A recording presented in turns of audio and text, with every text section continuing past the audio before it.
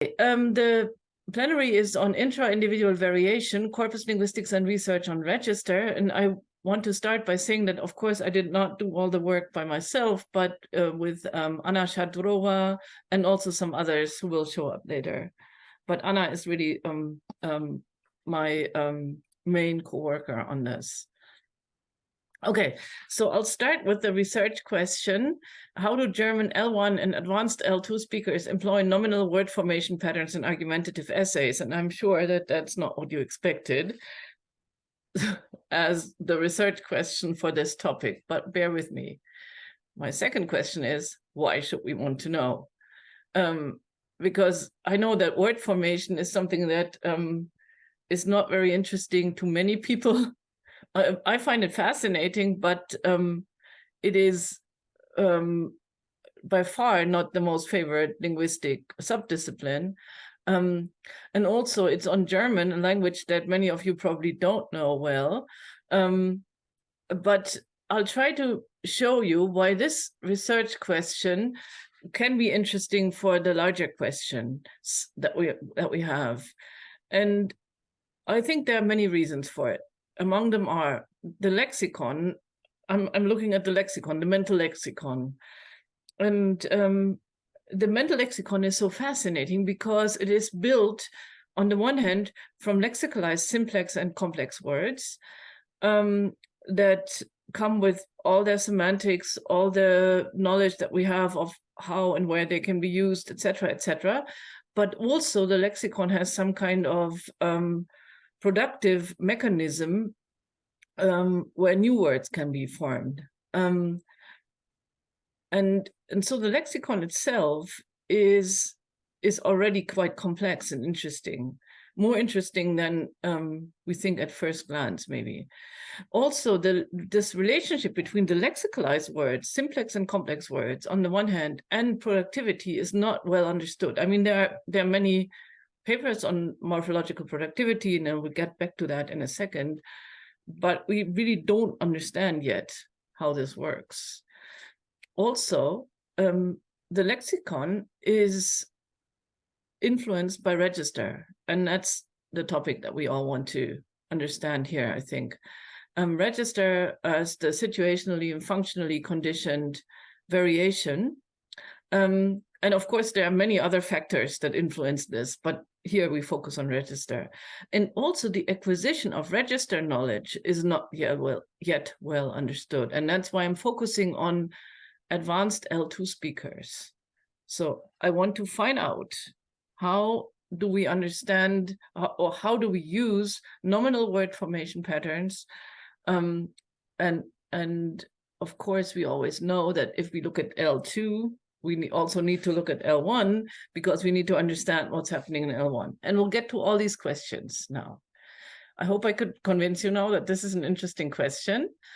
And I think one of the, or some of the expectations people have when they look at this is that L2 speakers use fewer productively formed words.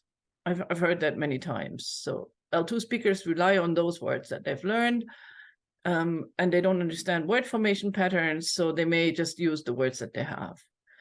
Another expectation is that L2 speakers generally have a smaller vocabulary, fewer types, more repetition. And another very often implicit expectation is that L1 speakers are competent writers. And I think none of these expectation holds. None of this is wrong. Will be correct, will turn out to be correct. Okay, so we have many learner corpus studies, and you know that I don't know how many of you work on learner corpora, but you've all seen these studies. What many of them do is they have a phenomenon of interest that can be specific words, very often function words, or some types of phrases, or some type of syntactic constructions.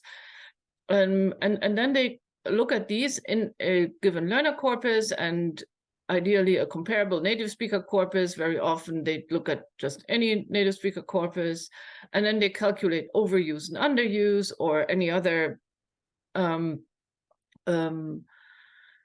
statistical model, and then they decide that they understand what's happening. The underlying assumptions is the production of the L1 speakers is used as a reference corpus, and that's where that also what should be achieved by the learners. So the idea is the L1 speakers have something, if you want to phrase it in the fluency, complexity framework, then you can say the L1 speakers have a variety, and the L2 speakers need to achieve that variety.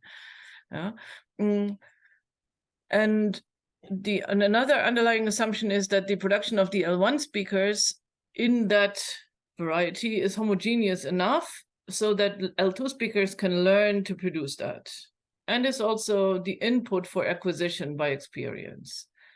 Again, those assumptions do not hold. Let me start by giving you some examples. And I of course know that many of you don't speak any German. So I've translated these. These are examples from a learner corpus. It's called Falco. I'll explain. I'll give you the reference and details in a few slides. These utterances are taken as they were, and they contain lots and lots of spelling errors, other errors, grammatical errors, etc. And of course, we've not changed them. So, but let's look at these productions, and I want to focus on the blue nouns. Dieses Gegeneinander sorgt dafür, dass viele Männer in eine defensive Haltung übergehen. This against each other. That's clearly a productively formed word, and it's a syntactic means of making a noun out of a complex adverb or adverb prepositional thing, gegeneinander. And it's totally fine. It's written by a learner, but it's totally fine, and it's completely adequate in this situation. But we're also quite sure that this is not something they could have really learned, or if that would be unusual at least. Look at the next, the Deklarierung. We'll come back to that time and again. Deklarierung is a neoclassical noun, declaration, yeah, Deklarierung. Im Anbetracht der heutigen sexuellen Probleme untereinander sowie der negativen Deklarierung der femininen Belegschaft, there are many problems in this sentence, but Deklarierung seems to, at least seems to be an okay noun. We will see later. It is probably not well formed, and it's probably not the noun that the person wanted to use at this point. But at first glance, it looks okay, and it shows us that people also know some of the neoclassical nouns. Two more, die Anwendungssituation in the example 3, das, was man lernt, sollte der Student zu einer bestimmten Anwendungssituation verbinden können. Again, there are things wrong in this sentence, but not syntactically, but semantically, but it's again a complex noun. It's a compound Anwendungssituation, and it could also be a productively formed noun.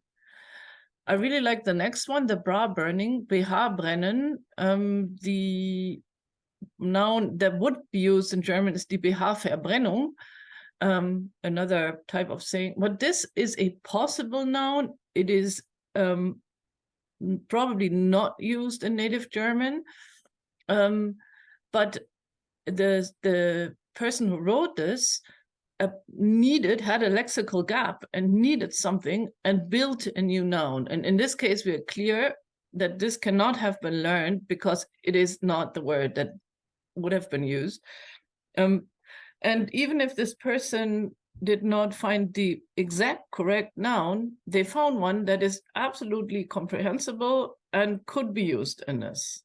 Yeah? So I've given you a number of perhaps productively formed nouns. We never know, but we have strong evidence that these could have been productively formed by learners of German as a foreign language. Now let me give you this table. And those of you who know German, can you tell me which of the columns, like I've taken the first few nouns from two essays, and an essay written by German native speakers and an essay written by learners. Which is which? Can you tell me? Does anyone know?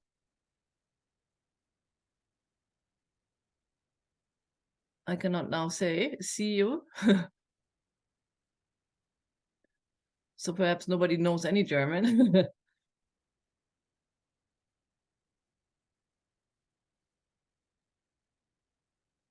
Okay. Oh, okay. Apparently nobody knows. At least I cannot see it. It is far away from me because it's only very small. Okay. So if you don't want to, oops. If you don't want to, So it was the left. Left. the left is what? The left is which? The left. This one is the learners, the left one. Actually, this one is native speakers, and this one is the learners. And I think what gives it away is the Männerwelt, maybe. But I totally understand that it's not clear. And I think that's the point I want to make. The learners are not so different from what the native speakers do. Yeah, it is what you see is you have many words that appear here and there, many words, complex and simplex words here, complex and simplex words there, and it's not so totally clear. And that also shows if you look at the essays I've taken them from,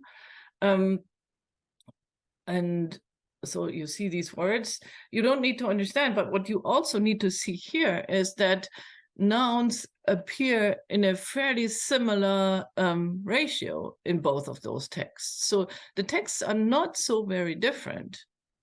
Yeah? That's what we can see. But are they different?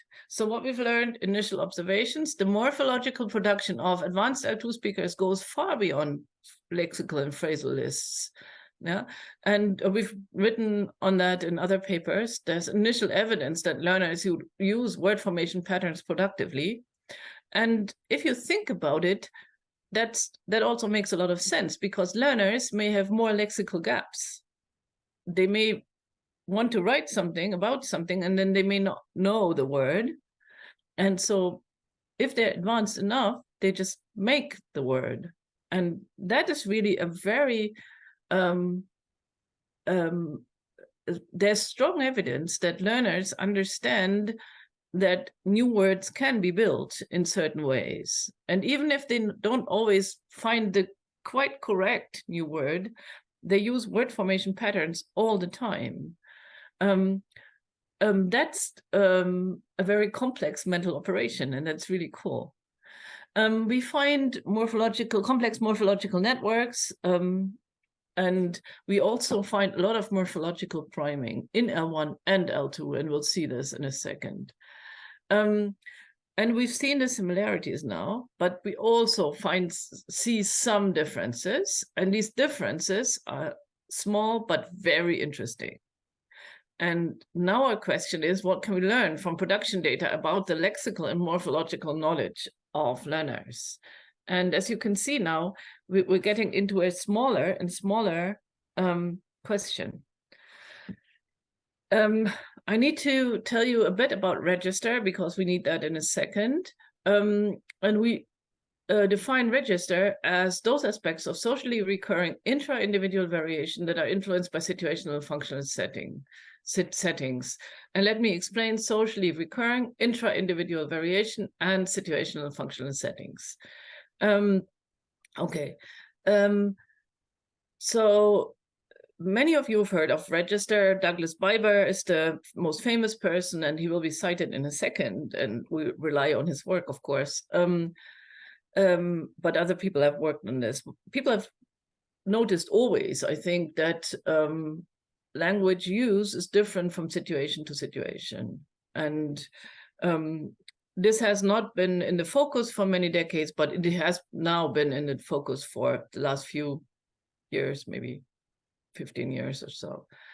And we've understood that language use can be different in very fine-grained ways. There used to be papers probably written before you were born, where people said we have a colloquial register and a standard written register.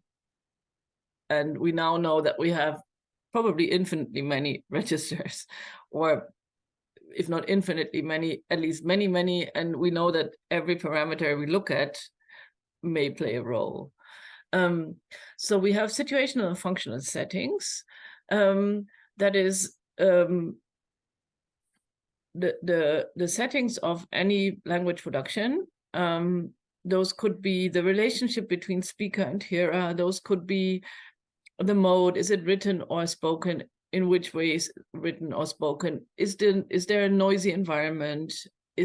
Because then that will change everything I do. Or is there a quiet environment? Do I know my hearers? Is it on Zoom or in person? I would probably be speaking differently if I were with you in person and could see your reactions, which I can now not see. And anything like, am I tired? Is it what purpose does my conversation have? Do I want to convince you of something? For example, that word formation is really very cool and very interesting. Or do I just want to pass time? Or do I want to have a social relation with someone, and et cetera, et cetera. The intra-individual part is the interesting part. So that's not the variation between two different groups, but the variation within one person in all those different situations. So during the day, I speak in many different situations, and I speak differently in those situations. If that were just me, that would not be interesting. And so the socially recurring comes into play. It is only interesting if what I do in a specific situation, given by situational and functional settings, is also similar to what other people do in that same situation. What we know is that a register is not a genre, and for us, it may be more interesting to say a register is not a subcorpus. And that is because a subcorpus, even if it were collected under specific parameters, can contain many different registers. Even a text can contain many different registers. Let me give you an example. The students who wrote the text for the corpus I was just talking about, the Falco corpus, were asked to write an argumentative essay. Many of them did so, but many of them also used a narrative part within their argumentative essay. So there's narration, and they told a personal story about themselves, their siblings, their grandparents, blah, blah, blah, within that argumentative essay, very often to be used as part of the argument. So they just wanted to illustrate the part of the argument with a narration, but the narration has different language. It has a different tense, perhaps. It has different pronouns. It has maybe different syntactic patterns, etc. So a text does not necessarily contain only one register. We know that registers are multidimensional, and the situational and functional parameters that influence them. I have a number mismatch here, which I need to change before I give you the slides. They are multifactorial. And we know that speakers distinguish between potentially infinitely many registers. And there's very much interesting research on registers. And what do learners have to acquire if they want to acquire register knowledge? Remember, that was one of our research questions. They have to acquire quite different things. They have to acquire the situational and functional parameters 4-register differences in their L2. And just think about this for a second. Every society or subpart of the society, every practice of use or whatever you want to call it, has their own ways of signaling, for example, hierarchies, of signaling pleasure or displeasure, of signaling other things, social relations. And if you want to acquire those in a different society, very often you really have to relearn what you've learned from your own society. Let me give you one very obvious example. Many of you may know that, for example, in German, you have two different pronouns to address somebody, a formal pronoun sie and a very informal pronoun du. And it's hard even for Germans, and even in a changing world, to understand when you can use the informal pronoun.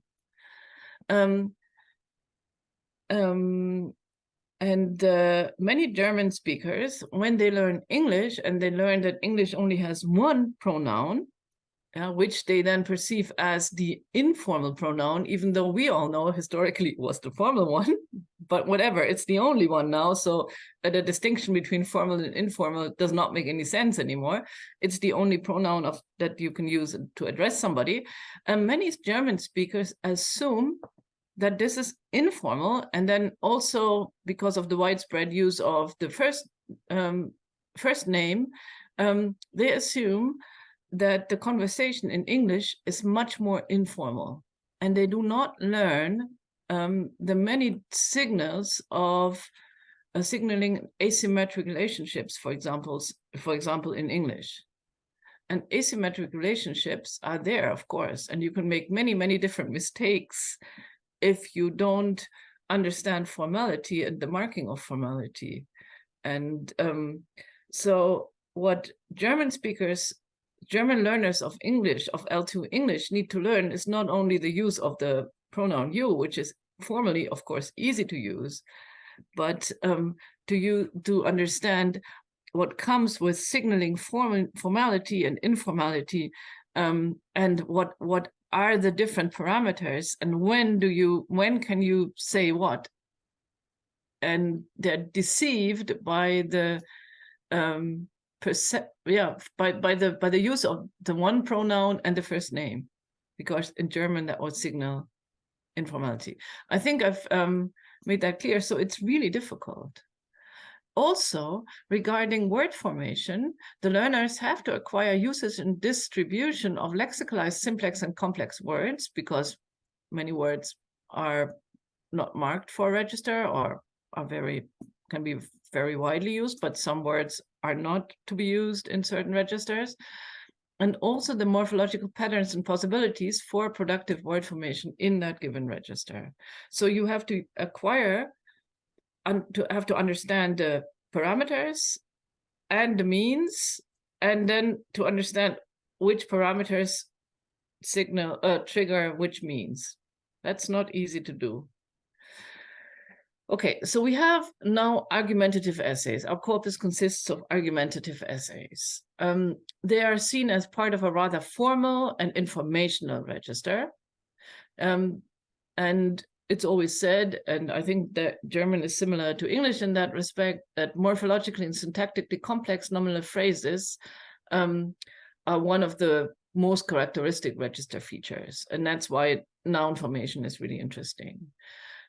And this means that learners have to produce structures in German that have been described in many papers as notoriously difficult, modification and morphologically complex nouns. And they have to be used because they are frequent in that register. So for example, Mathilde Hennig, who has just written a recent book on nominal style in German, she says nominal style is characterized by de-adjectival and de-verbal nominalizations, light verb constructions, compounds, etc., etc. And the blue ones are interesting for us here. We also know that it's not easy to learn argumentative texts. We know that argumentation is something that is acquired fairly late, adolescents and early adults, really. Whereas narration is something that people or children acquire early enough, even though they may not have the most elaborate narration. But you know that a 4-year-old child can tell you a story, and then they say, and then, instead of doing something more interesting, but at least they can tell you a story. But arguing is something that is learned late. And we know that we have some noun complexity features I just showed you. Also, Biber and Gray say that academic writing is characterized by compressed nominal structures. All of this is to say that we want to understand how learners understand this register of argumentative essay in German in a foreign language. Let's just speak about morphological productivity. Different models have been suggested, many of them analogical models, entropy models, distributional semantics, word embeddings, construction theory. Many of them are combinatorial, some are not combinatorial. For example, Harald Bayen's recent models are not combinatorial anymore. And very often these models that were introduced for explaining morphological productivity come with the goal of computing some number, some measure. You have some productivity measure P or whatever you want, and you know that many of these measures compute different aspects of productivity.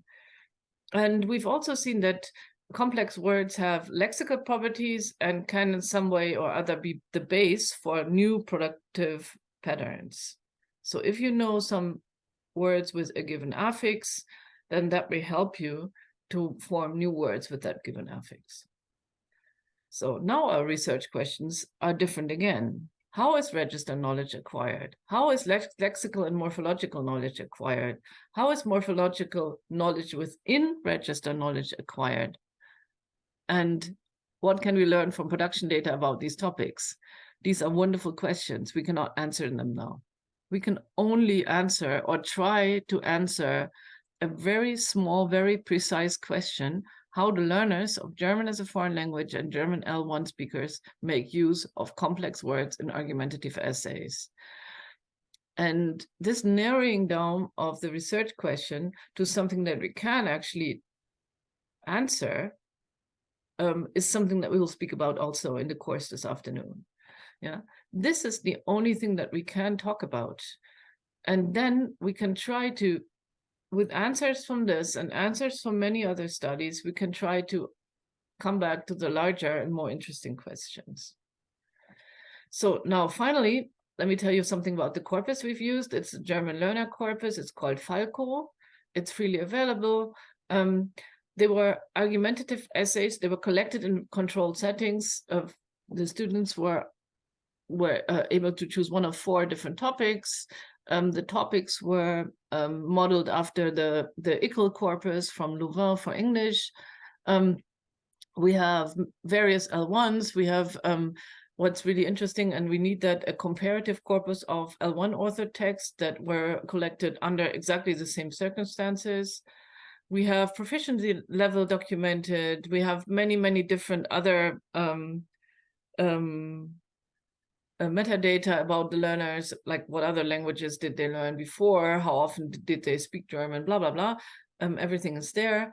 And a new version release is planned for this year, and it's almost there. We've already described it.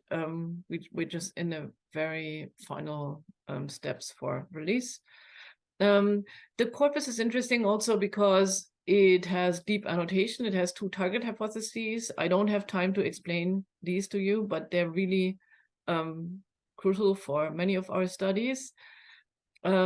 We have many, many other layers of annotation, part of speech, of course, dependencies, syntax, reflexives, complex verbs, and many others.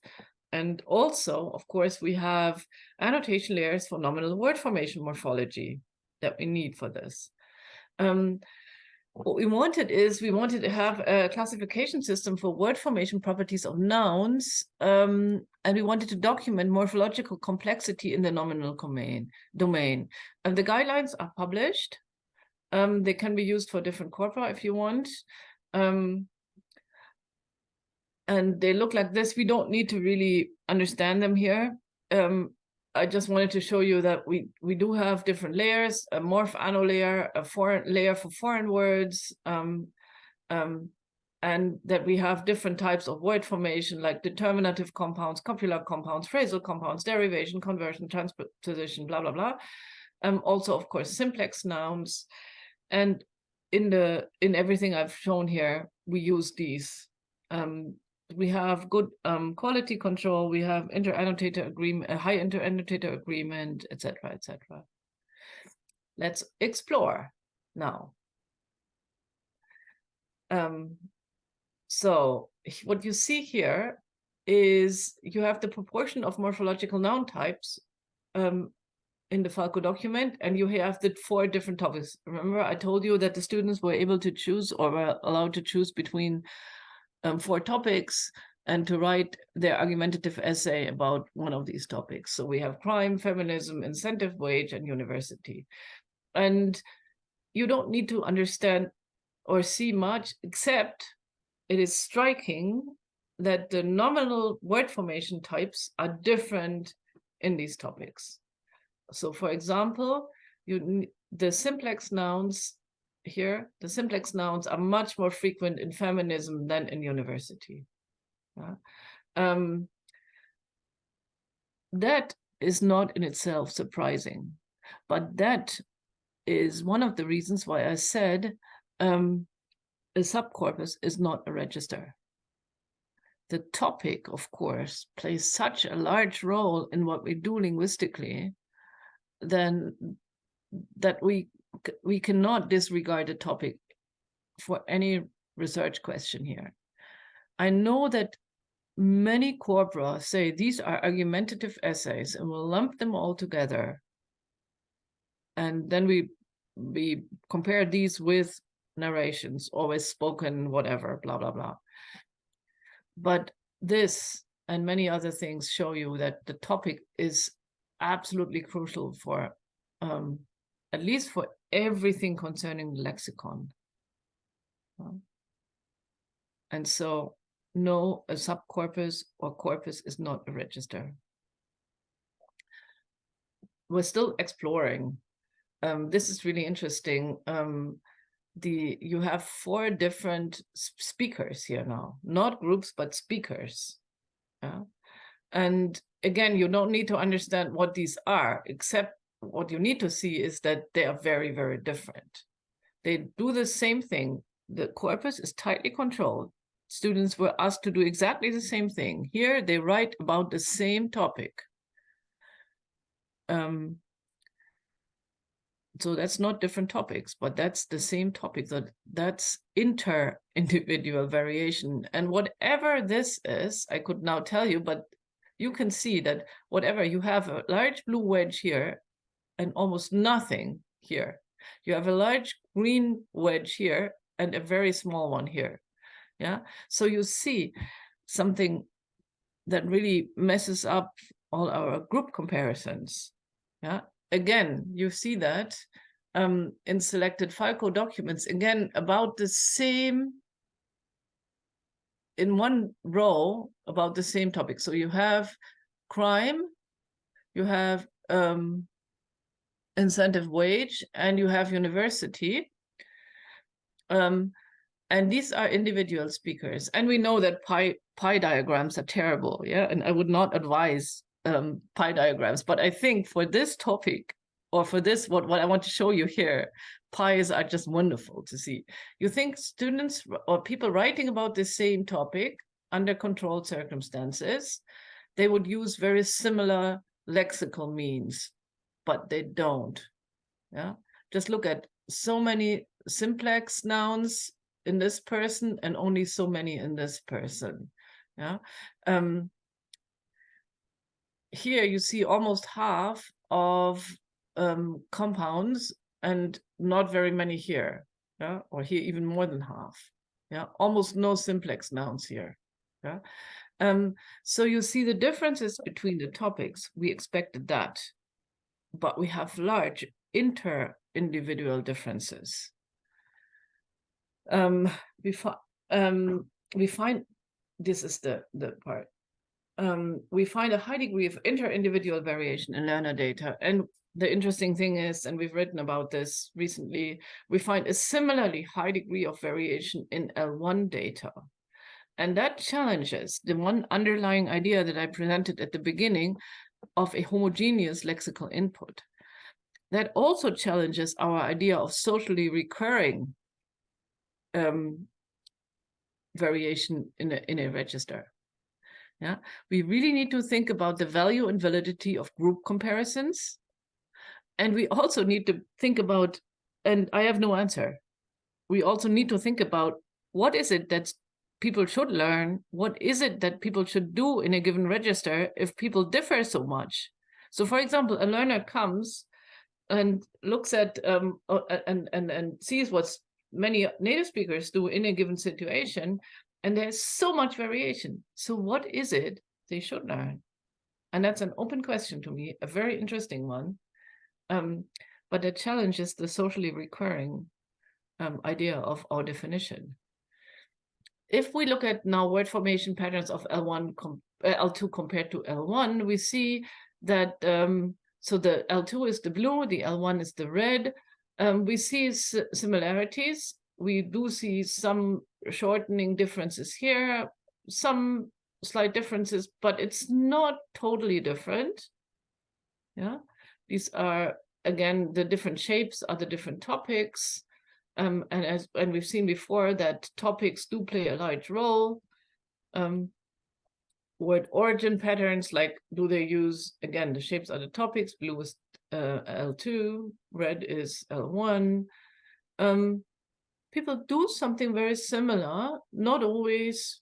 Here we see some differences here, but it's not totally different. But the slight differences are the things that we want to look at. Yeah. If we look at compounds and derivations, because these are the most frequent complex words in German. And we now look at only 3 speaker groups. These are the native speakers. These are L2 learners of German with L1 English, and these are L2 learners of German with L1 Danish. And again, we see very interesting differences. The L1 plays a role. We see we see always a large variance. That's what we saw before. People don't do the same thing. Yeah, and we see that German native speakers use a slightly higher proportion of complex of determinative compounds and derivations than all the others, but also the L1 plays a role. Again, zooming in, yeah, nominal affixes in the Falco documents only in one topic, because we already know that topics plays a role, again, with native speakers, L1 English, L1 Danish. And these are affixes, prefixes, and mostly suffixes here. We see it's not so very different. The native speakers do a bit more of most of the things, but very often we only have, and that's crucial for anything we do, we only have 1 or 2 occurrences of something. Is very productive and frequent, but most of the other suffixes don't occur much. Sometimes they occur 5 times, but not much. Yeah. Again, we can look at the lexemes, and we see that most of them occur only once. So it's not just the suffixes that occur infrequently, but it's also the bases that occur infrequently. Yeah? And many of them, or some of them, only occur in one of the groups. Yeah, Beliebtheit is only German, Ebenheit is only English. Yeah, Gleichheit is English and Danish. Yeah. Ebenheit, by the way, is not a well-formed word. So now I've bored you with many, many details, but what you can see is, again, to summarize this, is we find differences along all of the lines. The topic, the individual, the L1 of the learners. So what can we do with different concepts of productivity here? Yeah. As I said before, there are so many ideas of computing productivity. A linguistic element has been said to be more productive if it can be used to coin new words more easily, if it occurs with many types or many hapaxes. Hapaxes are words occurring only once. If it combines with bases in a semantically rather transparent way, if it occurs with many slot fillers, that is in a construction way, that's something I did in my dissertation, for example. If it is produced more frequently, lending itself to other realizations, etc., etc. But the data that we have, and that's realistic corpus data, the corpus is not so small as a learner corpus. Yeah. Does not allow us to compute any of these measures. I mean, of course, we can compute what we want, but the number would not help us at all because we've seen so many hapaxes. We do not find many novel realizations. And if we find them, yeah, we have them sometimes in the same text. So the Ebenheit, as I said before, is not a well-formed word. It's evenness. It's a direct translation probably from evenness. Because there's a phonological similarity maybe between eben and even, and it's in the same text, so how should we count it? And then we have something that is not really looked at in all of these measures, that is Besatzung in this. The Besatzung, eine 50-50 Besatzung, a 50-50 proportion of women and men. That's what it says. Besatzung is not the word here. Besatzung is a word that can occur. It means occupation. So you have this word meaning occupation in a foreign country, for example, in a war. Yeah, that's not what people wanted to say. They maybe wanted to say Besetzung, which is similar, and also not quite the right word. That's not something you would find. It's an existing word in an unexpected context. Again, all of the words are rare. Yeah.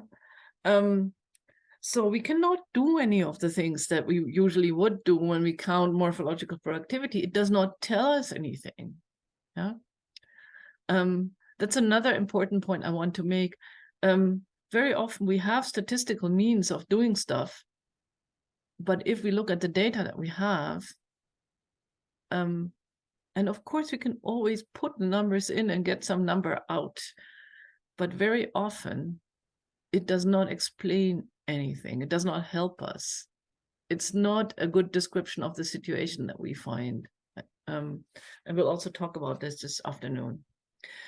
We cannot, I mean, it's not useful to compute productivity here, but we are able to consider something else, something that has not been looked at so much. And that's the linguistic context of each occurrence, or the occurrence of each pattern. And that's something that's really important. It's called path dependence. One of the assumptions that are often implicitly made is that an occurrence of something is just as good as any other occurrence of whatever.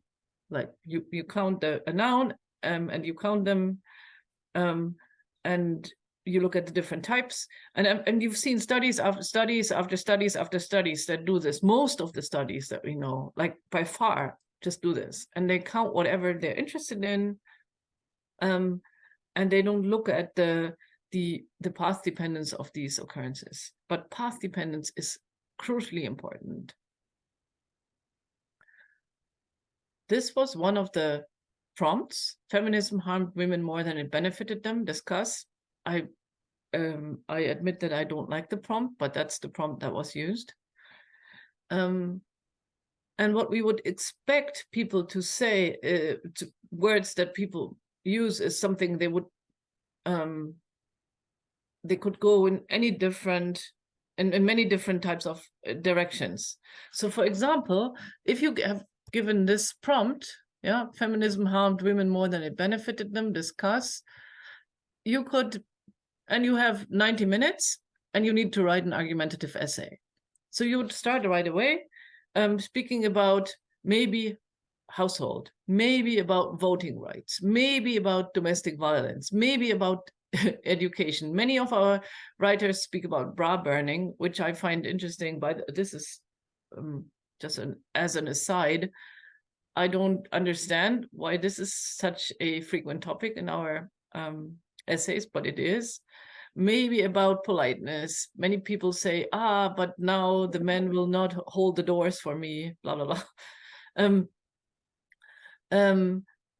But you can expect whatever you do first. Yeah, if you think of household first, or if you think of voting rights first, and you start writing about that, then that already influences what you do later. So your very first decision, yeah, within that broad topic, within that prompt, influences what will happen. And that's what one aspect of path dependence. So whatever happens later depends on what you decided on first, in which direction you go. Yeah. And if you spend some time in your essay speaking about domestic violence, for instance, you may not have time to cover all the others, or you can only cover one or two of the other topics. Or maybe you will speak all your essay about voting rights or legal issues. Yeah. So, and with that decision, with that very first decision about which sub-aspect of this huge topic you want to tackle, come many decisions on the lexicon, on the syntax, on everything else. That's path dependence. Yeah. So whatever happens later is dependent on what happened before. Another type of path dependence is what we sometimes call self-priming or priming. That is, and I'll explain this graph to you in a second, but you need to understand that we've known from many psycholinguistic studies, from many corpus studies now, that an occurrence of a word later in a text may depend on that same word or that same word formation pattern earlier in that text. And what you see here is in different speakers. These are all different speakers. Yeah. And it's only the suffix, very frequent suffix yeah. That's a nominalization suffix that makes nouns out of verbs in German. And you see, this is not distributed evenly across a text in none of the speakers. Yeah, you would think, I mean, naively, one could think that using or using a nominalization, a very abstract nominalization from any verb, is something that you might want to do across the text again and again. This is something that could happen, whatever topic you speak about. This is not what happens. They're usually bursts. And this could be related to topic. This could be related to the words that you know, but this could also be, and very often is, related to self-priming. You've already used once, and then it is the suffix or the pattern or whatever you want to call it, maybe active in your brain, and then you will use it again. It's easier to use it again, and then you lose it. Yeah, this is what we see in all of these. Yeah, and let us come back to this example that we've had talked about in the very first, on one of the first slides, Deklarierung. Deklarierung is a possible word. Yeah, it's commonly used in the context of labeling or marketing. That is the Deklarierung von Lebensmittelzusatzstoffen. That's a declaration of ingredients in a food product. Yeah. What this speaker wants to say is Deklaration. That's it's similar. Yeah, it uses the same word stem, deklarieren, declare. Yeah, but it has a neoclassical suffix instead of a German suffix. Yeah, but der negativen Deklaration der femininen Belegschaft, that should be the labeling of the feminine people. Yeah, would be better than Deklarierung, but neither one really fully fits here. You could use another word, but what happened? Why does this person use Deklarierung?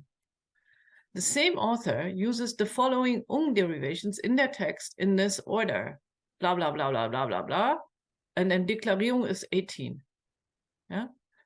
Entwicklung, Stellung, Bewegung, Beschäftigung, Sicherung, Nivellierung, blah, blah, blah, blah, blah, blah, blah, blah. So this person uses all the time, and it may be self-priming at this point to say Deklarierung instead of Deklaration. We never know, but this could be due to self-priming.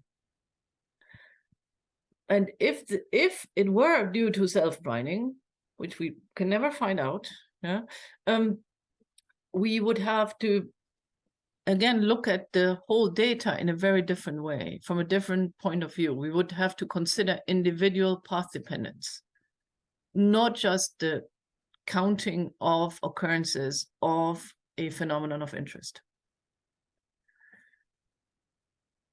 And again, we will look at this that's a different token, a different corpus, a different topic, a different phenomenon. These are verbs in L1 data, but you see the same thing. You see a path dependence. Yeah.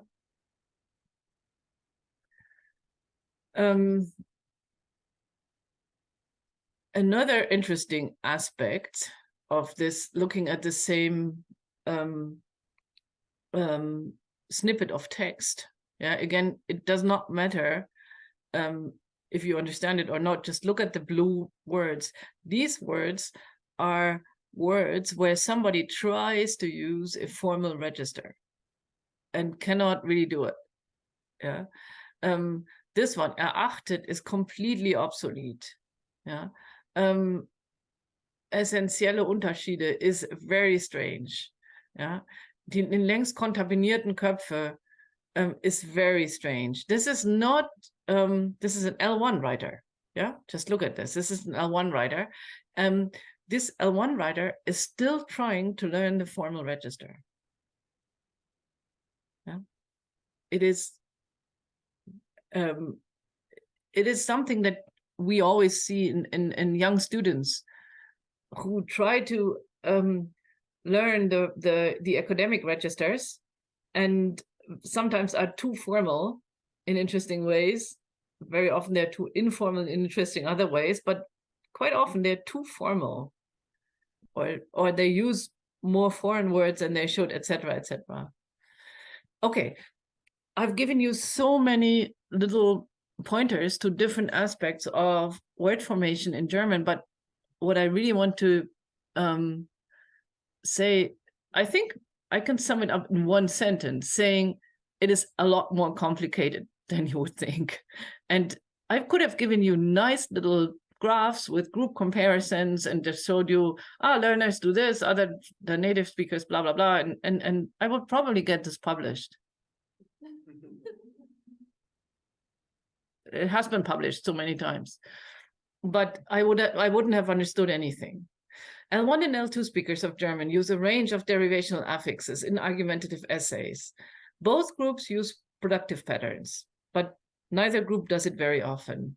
The group behaves in slightly different ways, but, and what I've tried to really make clear, a group comparison may not be useful in a situation with large inter-individual differences. Yeah. You can always do group comparisons, and they may even be significant. Yeah, I'm totally against significance tests, but you can do them and they may even be significant. And if your journal wants that, then you'll just do it. But is it useful? Have you learned anything? What does it mean if you have inter-individual differences that are large as these ones? You can always compute a degree of productivity in any theory you want, yeah? But that's not what people learn. People don't learn a p-value of 0.7 or whatever your number may be. People need to learn a lot more. They need to learn what words and patterns can be used in which situation. That's really different from a productivity value. It is not even, and even that may not be sufficient because people do so many different things. Context is relevant in many ways. And we've seen that people use different things in different, for different topics, but we focused also on path dependence. The subtopic may be relevant. Yeah, that's not the topic of the essay. The topic of the essay is feminism, but I've shown you that if you look at feminism, you can go in many different directions. And the context may be important, including something like self-priming. We have new questions. At the end of all my talks, you always come up with more questions. I almost never have any answers. I'm sorry. Are there specifiable productivity-friendly or productivity-adverse environments? Yeah, that's interesting. That is priming. Does that differ between L1 and L2? Is that simply due to the expected smaller vocabulary size in learners? Or are there structural differences in activation patterns? That's really a cool question that I cannot answer. Would love to tackle at some point in my life. That is, we assume, even for self-priming, that there is some activation pattern, that the suffix is recognized as such. But is that always the case? Yeah. Is the relationship between path dependence and the what is the relationship between path dependence and the morphologically generative system? Yeah. Do we need to look at the whole morphological network? Yeah. Is something like analogy maybe important? Yeah. And the final question is a very German-specific question, because as you know, or many of you know, compounding is very frequent in German. We've looked at compounding or derivation only as we've only looked at the very last aspect here, the very last step here, and we need to look into the words, and that's something that we do at the moment. We can probably look at this. We can probably look at this. These two are much more difficult to look at. Thank you.